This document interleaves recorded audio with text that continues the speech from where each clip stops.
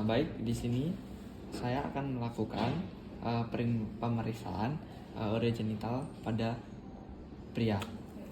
Nah, sebelum saya melakukan pemeriksaan, alangkah baiknya kita melakukan informasi konsen terlebih dahulu kepada pasien untuk menjelaskan tujuannya dan apa maksud untuk pemeriksaan genital pada pria. Nah, untuk kepemeriksaannya yaitu kita ke inspeksi pada bagian suprapubik di sini, pada area sini apakah terdapat memar, edema ataupun luka ataupun lesi ataupun bekas sayatan bekas operasi.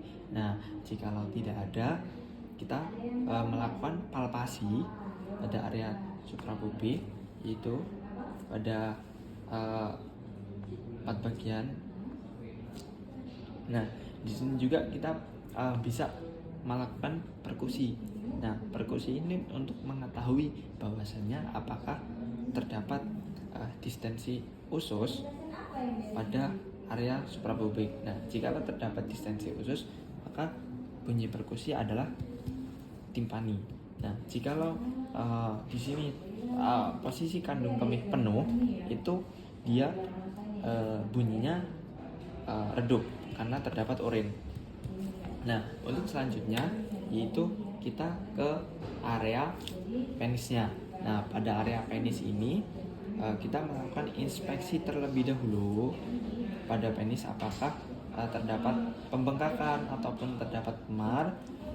Dan di sini juga kita perlu mengetahui pada area penisnya. Di sini penis sudah di sirkumsisi. Nah, dan di sini juga kita adapun kelainan-kelainan yang terdapat pada penis yaitu seperti fimosis. Fimosis itu dia preputiumnya menutupi glans penis sehingga sulit sekali untuk mengetahui posisi uretranya. Nah, untuk kelainan kedua yaitu parafimosis. Nah, parafimosis ini dia preputiumnya tidak mau kembali ketika sudah dibukakan sampai ke bagian frenulumnya, dia tidak mau kembali. Nah, ada juga kelainan pada pada daerah glans penis, yaitu ada epispadia, itu uretranya ke arah atas, dan hipospadia itu uretranya ke bawah. Dan normalnya si uretra itu pada bagian depan sini. Nah, dan di sini juga kita perlu mengetahui untuk pemeriksaan pada area testis. Ya, dan di sini kita inspeksi terlebih dahulu apakah terdapat memar, luka ataupun yang lain sebagainya. Dan untuk selanjutnya yaitu kita perlu mengecek bahwasanya apakah di sini tekstur itu kenyal ataupun keras seperti ada pembengkakan. Nah, dan untuk selanjutnya yaitu mengetahui kelainan pada daerah testis ini. Jika terdapat seperti urat yang bahasanya seperti dia berputar-putar di sini, itu menandakan bahwa adanya varikokal.